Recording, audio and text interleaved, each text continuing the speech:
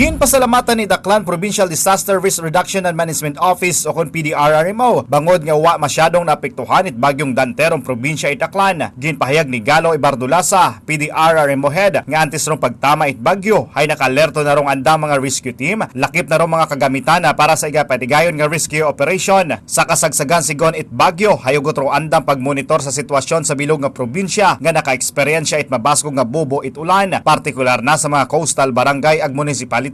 Madumduman nga rong aklan hay ginpaidalom hasta sa storm signal number 2 agin balik sa ulihi sa signal number 1. Hasayran nga rong mga naeksperyensyahan nga pagtasi tubi sa mga dalanon hay tuga it mamunog nga pag-ulan. Samtang rong Aklan River hay naglubog lamang rong tubi apang normal naman rong level it tubi baha. May nabalhag naman nga soil erosion sa parte it Batan Public Cemetery bangod sa dalayon nga pag-ulan. Ginmanduan it PDRRMO rong mga barangay Disaster Risk Reduction and Management Committee nga mangin alerto sa gihapon ilabi na sa mga lugar nga may nagakahingabo nga landslide. Sa inisyal nga datos si Daklan PDRRMO o wait kaswalti ag dako nga halit nga gintuga rong Bagyo Dante sa probinsya.